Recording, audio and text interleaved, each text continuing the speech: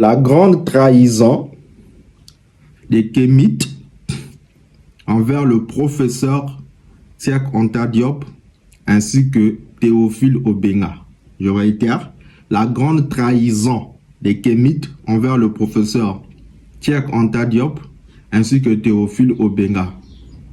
Vous savez, le professeur Cheikh Anta Diop ainsi que Théophile Obenga, c'est-à-dire ce sont deux grands cerveaux de notre continent africain. Et nous, la nouvelle génération, nous sommes très fiers lorsqu'on a eu à découvrir que le professeur Cheikh Anta Diop ainsi que Théophile Obenga, ils ont vaincu toute la communauté scientifique en démontrant que l'Égypte antique était mélanoderne.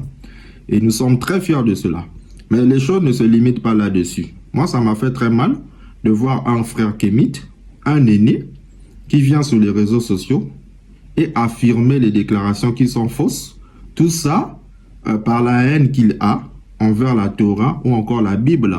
Parce que pour lui, c'est que les Hyksos, c'était du genre des anciens Hébreux. Au moment que cette déclaration ne tient pas, même chronologiquement, même avec d'autres preuves archéologiques et historiques.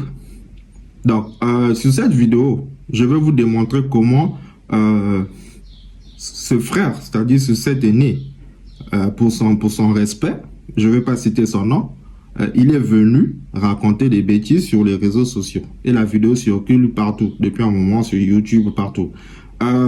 Mais ce qu'il dit, c'est contraire à ce que le professeur Cheikh Anta Diop a enseigné. C'est contraire avec ce que le professeur Théophile Obenga a enseigné. Vous savez, le domaine de l'information, il faut faire très attention. Dans l'information, il y a ce qu'on appelle la gestion et l'extraction de l'information. Et la gestion et l'extraction de l'information est une technologie qui consiste à extraire une information, à structurer cette information, à mémoriser cette information et à filtrer les informations les plus pertinentes afin de le rendre disponible au peuple. Donc, ce n'est pas tout ce que vous allez lire dans des livres sont des vérités absolues. Il faut avoir la capacité de rentrer dans l'esprit du lecteur afin de comprendre le contexte de l'époque pour connaître ce qu'il dit là, si c'est ça ou c'est pas ça. Parce qu'on ne peut pas se baser sur les travaux de Manéthon sans comprendre le contexte historique de l'époque. Pourquoi je parle de la grande trahison des Kémites envers le professeur Cheikh Anta Diop ainsi que le professeur Théophile Obenga? Tous nous le savons, lorsqu'on parle des Hyksos, ce sont c'est-à-dire des peuples qui, voilà, je ne vais pas rentrer sur la pensée officielle des frères Kémites, parce que selon la pensée des frères Kémites, c'est que les Kémites, plutôt les Hyksos, c'est un peuple venant du soleil levant, c'est-à-dire de la zone asiatique. Ils sont venus dominer l'Égypte antique. Et par conséquent, pour eux, c'est que ce peuple, ce sont les anciens Hébreux.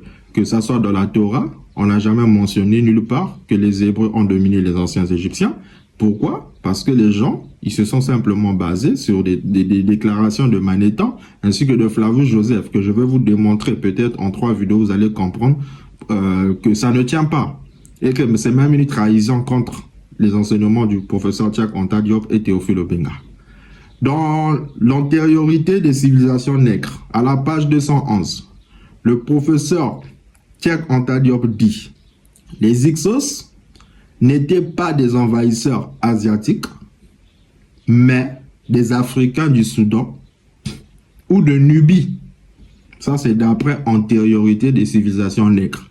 Donc, le professeur Cheikh Anta Diop nous fait comprendre ici que le peuple Hyksos ne venait pas du soleil levant. Ce sont des peuples d'origine du Soudan ou de la Nubie.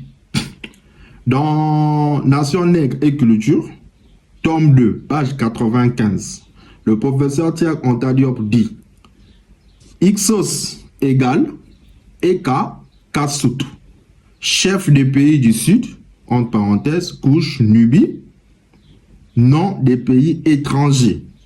Ah, vous voyez. Donc, Dans l'Égypte antique, lorsqu'on faisait référence aux pays étrangers, on parlait des peuples qui venaient du soleil levant, c'est-à-dire les peuples asiatiques dont on parle des Ammons. C'est parce que le dieu Ra avait créé 4 peuples, c'est-à-dire d'abord le peuple autochtone, les Égyptiens, ensuite les peuples à la peau foncée, les peuples qui venaient de Couche, de la Nubie, les peuples à la peau claire, ceux qui venaient de la Libye, ainsi que les peuples qui venaient du soleil levant dans toute la lignée sémite, si vous voulez. Donc, lorsqu'on parle des Hyksos, selon le professeur Tiek Anta Diop, c'est que Hyksos égale Ekakasut. Nous savons dans le Medu Neger, c'est que lorsqu'on utilise le mot Sout, ça fait référence au peuple du Sud, dont les peuples qui venaient de Couche ou de la Nubie. Donc, déjà, une personne qui croit aux enseignements du professeur Tiek Anta Diop ne peut pas croire que les Hyksos, ce sont des peuples qui venaient du soleil levant ou de l'Asie. Ça ne tient pas. C'est une grande erreur en se basant sur les déclarations de Manéthon.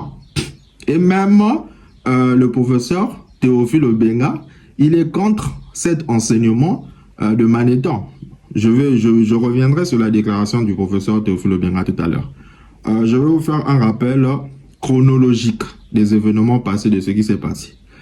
Les Hyksos, ils ont vécu chronologiquement autour des années 1650 et 1550 avant Jésus-Christ. C'est par là on parle de l'invasion progressive et installation des Hyksos au delta, à la zone du delta du Nil, précisément autour de la 15e et 16e dynastie.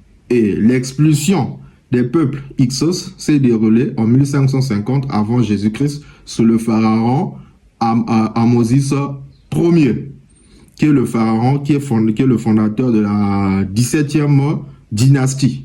C'est lui qui chasse les Hyksos. Donc, ça, c'est d'abord d'après un rappel de la structure chronologique des événements passés. Et lorsqu'on parle de Manéthon, Manéthon n'a pas vécu l'invasion des Hyksos. Manéthon était un prêtre égyptien. Lui, il a vécu en 1300 ans avant Jésus-Christ. Il avait accès à la documentation, il avait accès aux archives du temple, il avait accès même aux textes, c'est-à-dire on parle des textes autobiographiques. Donc il avait lu ce qu'on appelle l'inscription qui était gravée sur la tombe de Ahmed, fils d'Abana. C'est là que Manéthon commence à démontrer que les Hyksos venaient de l'Asie ou bien du soleil levant. Je vais vous lire la déclaration. Ici, il est écrit les inscriptions sur la tombe de Manéthon, de Ahmès, fils d'Abana. Qu'est-ce que Manéthon qu'est-ce qui est écrit? Parce que c'est ici que Manéthon a trouvé la pensée ou encore l'idée que les Hyksos venaient du soleil levant ou de l'Asie. Il est dit. Ça, c'est Ahmès, un général d'armée, il dit, qui a vécu cette invasion des Hyksos. Il dit quoi? J'ai combattu à Avaris, j'ai participé au siège. Nous avons chassé les Asiatiques, entre parenthèses, les Hyksos, jusqu'en Syrie et Palestine. Extrait de l'autobiographie gravée dans la tombe d'Ahmès, fils d'Abana. Ça date de 1550 avant Jésus-Christ, sous le règne d'Ahmosis Ier. Donc, lorsque Manéthon vient écrire dans son livre que les Hyksos, ce sont des peuples du soleil levant, le peuple venant de la région asiatique ou encore du soleil levant, c'est en se basant des écrits qui étaient mentionnés sur la tombe d'Ahmès, fils d'Abana, qui dit « J'ai combattu à Avaris, j'ai participé au siège, nous avons chassé les Asiatiques, Hyksos, jusqu'en Syrie et Palestine. » Donc ici, nous avions deux pensées. La première pensée, c'est que le professeur Tiek Anta Diop nous démontre que les Hyksos firent un peuple jadis qui venait de Couche ou de la Nubie, parce que dans le langage sacré Medu-Neger, lorsqu'on parle des Hyksos, c'est Ekakasut, qui fait référence au peuple venant du site.